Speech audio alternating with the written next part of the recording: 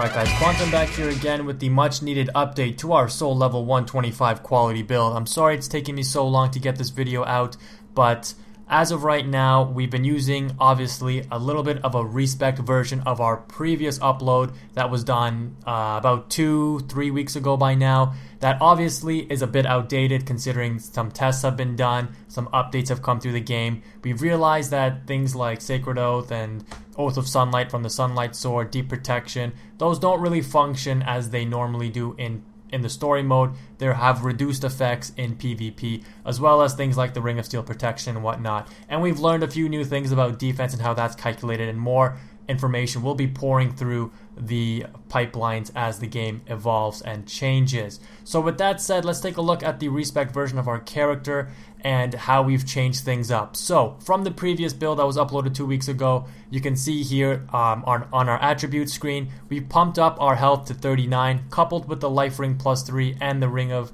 favor +2. In Ember form, we have 1801 HP. Now, in my opinion, HP in this game is extremely important. I've seen some people post on my videos that the meta for HP is around 13 to 1500. I don't agree with that. I think that this game is kind of going the way of Dark Souls 2, at least at lower levels for PvP, and HP is king. Being able to take more hits with higher HP is more important than trying to utilize the heaviest armor in the game, and I'll explain why once we get to our ring breakdown. Aside from that, our attunement, intelligence, faith, and luck are all at their default starting values for the knight class, which is 10, 9, 9, and 7 respectively. Our endurance is pumped up to 40, so we can have maximum endurance. That is kind of like, I guess you can call it the hard cap. We get 160 stamina at 40 endurance, and with the Ring of Favor +2, it's bumped up to 177. Our vitality starts off as 15, and we put 5 extra points to bump it up to 20. Again, if you are keeping this at soul level 120 instead of soul level 125, as you can see on my screen here, you may not bother to put those levels into vitality, but since I kind of over-leveled a little bit, I do apologize. I just pumped those extra stats into vitality. But I'm going to discuss that vitality stat and how it kind of works with your defense in just a little bit. So our strength and dexterity, of course, this is the crux of the quality build, which is, in my opinion, the best build in the game right now. Those are both soft capped off at 40 each, straight 40. There's no rings pumping those up. They're just at 40 and 40 even. And with that, that is our soul level 120 or 125 build.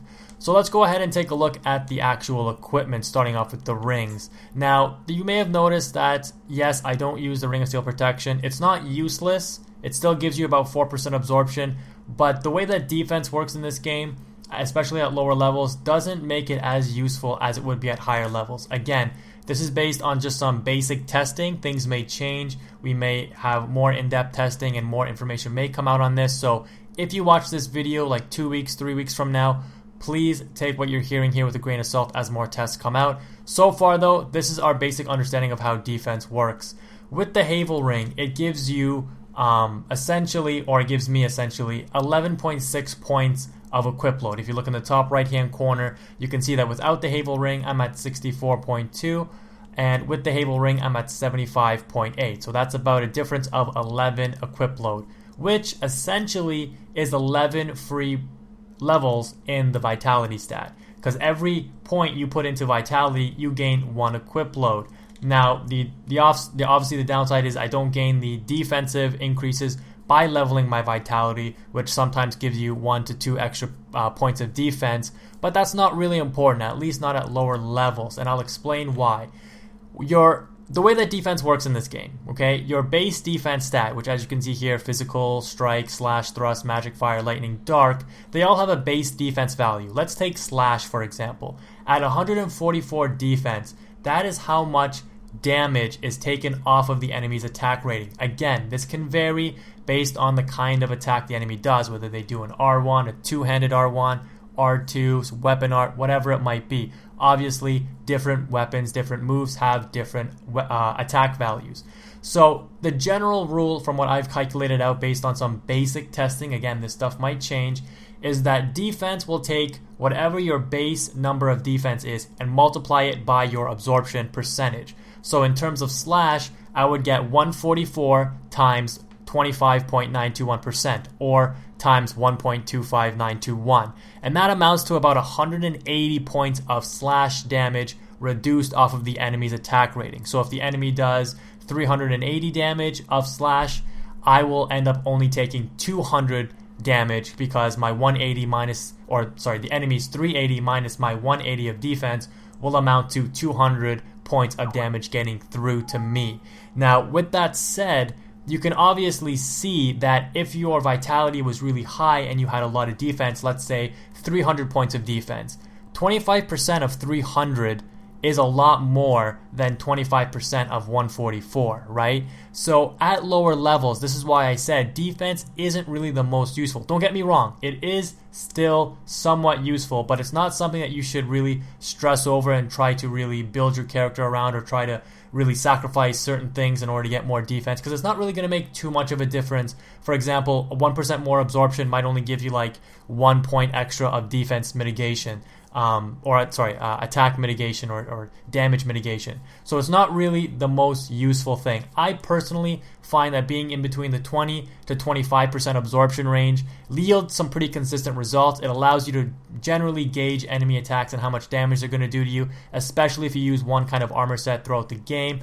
And for example, with my setup, I gain about 36 to 40 points of damage absorption at around 20 to 25% armor absorption. So keep that in mind when you're choosing your armor, and it's not really worth stressing over all those extra weight points necessarily. But that being said, you don't really want to just completely ignore armor and only go with things that have like 5% absorption or something overall, because you'll end up taking a lot more damage than you normally would. Not to mention the whole poise mechanic is kind of still up in the air with how it works. We know that it can prevent you from being staggered out of your rolls if you have more poise.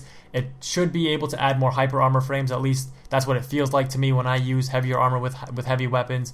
So that is the reason why I use the Havel Ring when I use heavier weapons. It's because it allows me to keep my heavy armor on, so again, I can kind of successfully gauge how much damage the enemy is going to do to me, because I'm used to using this armor set. I'm used to seeing general weapons like Goddard Twin Swords, Katanas, Exile Greatswords, etc. in PvP, and I know that if I go in for a trade, if I'm going to come out on top, how much damage I'm expecting to take, rather than not using the Havel Ring, being over 70%, and having to really sacrifice a lot of my absorption down to the kind of like 10% range or something like that, right? So take it with a grain of salt, mix it around. It's going to take some testing for you guys to find out what it is that you like to use.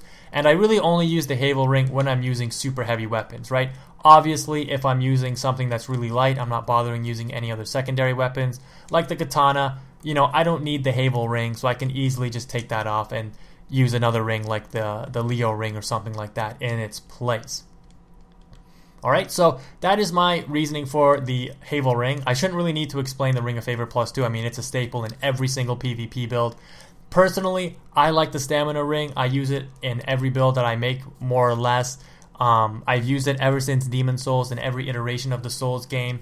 If you've watched me play PvP, you know that I'm the kind of guy that likes to rush enemies down, keep the match high pace, keep the pressure on. So I like to have my actions available to me if I need to roll, if I need to dodge, if I need to attack, if I need to rush down, if I need to counterattack, etc., etc. And having faster stamina recovery apparently, works really well for that, obviously. Finally, the final choice, the Life Ring. Again, this is just reiterating what I said about health being king in this game in terms of winning out trades and battles in PvP. Not to mention that when you get hit in a match, you can easily switch this Life Ring out to whatever it is you want. Again, the Ring of Steel Protection adding about 4% absorption. It's not going to be super useful at lower levels as it would be at higher levels, where the 4% off of 300 points of base defense is obviously a lot more than 4% off of 144 points of defense.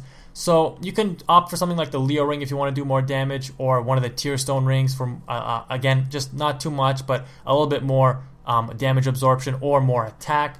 But what I like to switch out to, because like I said, health is king, is the Sun Princess Ring. I was kind of just doing this as a troll at first, or to test it out, and I actually found it can be quite good, because it saved my butt more than once. There's lots of matches where I ended with like 50 HP, 100 HP, and it's because of switching out to the Sun Princess Ring with the Blessed Fist weapon, because with this combination, you're essentially gaining back 5 HP per second. 3 from the Blessed weapon, at plus 10 and 2 HP per second from the Sun Princess Ring. This weapon actually recovers HP a little bit faster. I think it's 3 HP every 1.5 seconds at plus 10. It could be something like that, or maybe it's just the plus 3 at 2 every second. I don't really remember, but essentially it's going to be gaining you back more or less 5 HP per second. So think about it like this: if your PvP match lasts a minute, say if you get hit right at the beginning of the match, okay, and you're taking damage throughout the match, 60 seconds times what is essentially going to be 5 HP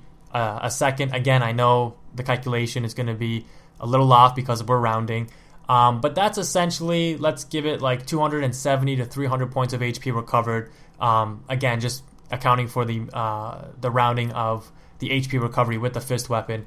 So overall, regaining 270 HP sometimes will completely absorb an enemy attack. So that's giving you back a free hit against the enemy, right? Like, let's say the katana, for example. When I was using this in PvP, I was hitting enemies for 250 damage to 270 damage. If the match lasts a minute and the enemy regains 270 HP, that's an extra hit they could take from my katana. Not to mention they already took a free hit thanks to using the life ring plus 3, right? So essentially, using this combination, if you draw out the match and plan to kind of play a little bit more strategically, you can gain an extra 2 hits or gain an extra, 3 to 4 to even 500 points of HP to play with for trades and stuff like that and taking risks. So again, it's whatever you're comfortable with. This is what I found is most useful for me, especially in the more high pressure or high stress situations in PvP where I'm playing against somebody who's obviously a little bit more skilled than the general population.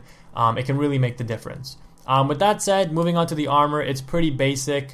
Just using what I think looks good. That gives me a good combination for, like I said, the 20 to 25% absorption, so that I'm comfortable knowing how to gauge my enemy's attacks and knowing how much damage I'm going to take, and just planning out my course or dictating how I'm going to approach a PvP match. So with that said, guys, that is the new build breakdown for our quality build. Of course, one of the best things with the quality build is the ability to use a wide variety of weapons. My personal favorite, the Lothric Greatsword, which I've already outlined as being what I think probably at this time the most overpowered weapon to use in PvP. I find it the most consistent. You can just dish out tons of damage, get back into the match even if you've taken a lot at the beginning. It can counter fast weapons, it can counter medium weapons, it can counter other great swords. It's just overall a really great weapon. And we don't really use a lot of buffs now in PvP. Obviously, that's the main change from our previous update. Now we just use a resin, and you can see that the base damage of the weapon is 663. If we use the resin, it bumps it up to 753. Now, you're not actually going to be doing that full amount of damage, that extra like 90 points of damage to the opponent, because obviously the opponent has their own defense, and I don't know if resins are actually reduced in PvP, but from testing, what I found is generally you're going to be doing maybe 20 to 30, maybe even up to 40 points of extra damage per hit with the resin, again based on the kind of weapon you're using and the kind of armor the enemy has and absorption they have. So resins still give an extra amount of damage, and it's worth using them on a quality build because you don't have any other buffs, so why not just throw it out there and use it. But overall, the main difference, guys, just to sum it up, instead of putting our points into Faith just for those marginal buffs with Oath of Sunlight, which only ended up giving us like maybe 10 to 15 extra damage per attack, maybe even less depending on if the enemy's armor was really high, we've opted to bump up our health back up to 39, bump up our endurance, put the extra points into vitality. Again, not really super important at a low level, but vitality, just to have the extra equip load so we can use heavy armor with the Lothric Greatsword and other heavy weapons, because like I said, it seems like having a decent amount of poise does make somewhat of a difference in the match. There's lots of times where I use small weapons and I'm facing up against enemies in heavy armor with heavy weapons, and my attack goes through, but then of course they end up comboing me because they have extra hyper armor frames, even though they're just starting up their attack, and I have to play a little bit more cautious. So that is why I think that these heavier weapons in this game are a lot better compared to Dark Souls 2, where they were absolutely trash tier. Heavier weapons were so slow and easy to dodge, and you would never hit anybody with them. In this game, it's a lot different, which is something that I really like. It's a welcome change. But anyways, guys, I've rambled on long enough. If you want to see the PvP matches, as the message said at the beginning of the video, I will link it in a separate video because I don't want this video to kind of be like, 30 to 40 minutes long, including the build breakdown and PvP matches. So stay tuned for that, or check the links in the description or in the video in the annotations for the PvP matches if you want to see us using this build in action. But thank you for watching, guys. Please leave a comment, like, subscribe to the video, subscribe to the channel. It really helps, and I really appreciate the love. I see the channel growing. It incentivizes me to make more and more videos for you guys, especially the fun videos like the trolling videos and such. I find it kind of funny. But anyways, guys, that's it for me. Quantum is out. Thank you so much for watching. I love you guys.